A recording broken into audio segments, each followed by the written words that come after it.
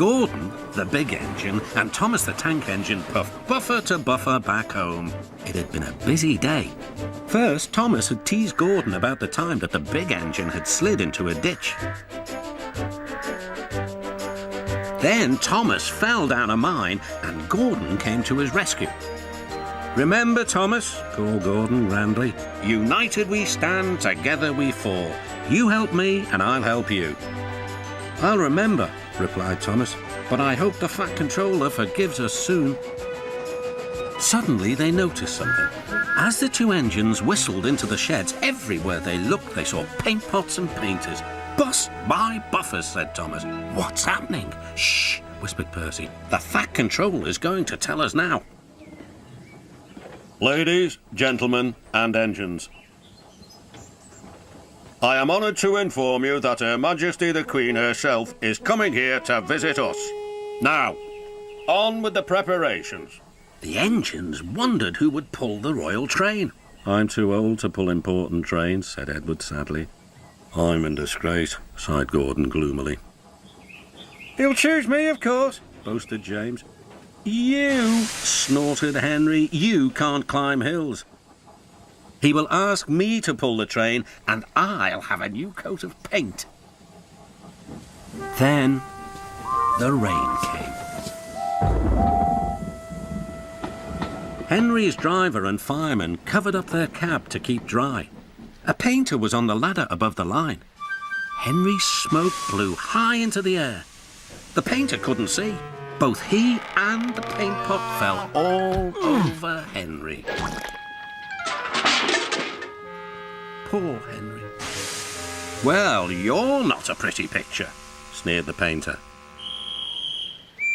The Fat Controller spoke next. "You look like an ice cake, Henry. That won't do for the royal train. I must make other arrangements."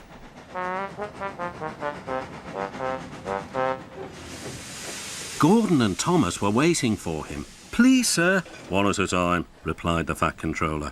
"Yes, Gordon?" "May Thomas have his branch line again?"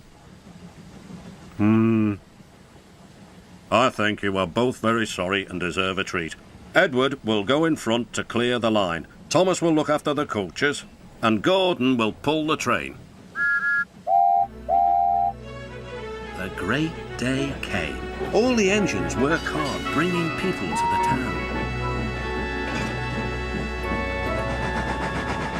Thomas sorted out their coaches in the yard.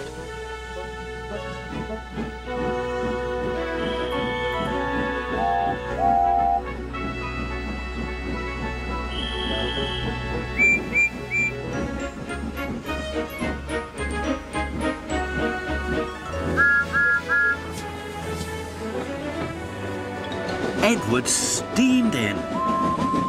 "Beep! The Queen is here!" Then Gordon whistled as he approached the station. Everyone knew that sound. The Queen's train glided into the station. Gordon was spotless, and his brass shone brightly.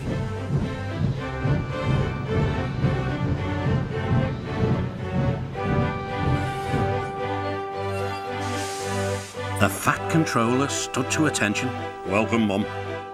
The Queen thanked him for a splendid run and asked to see all the engines. "Beep, beep," whistled Toby and Percy. "Shh," hissed Henry and James. But Toby and Percy didn't care. "3 cheers for the Queen!" "Beep, beep," whistled the engines. When it was time to leave, the Queen spoke specially to Thomas, who fetched her coaches. Then to Edward, and finally to Gordon, who took her away.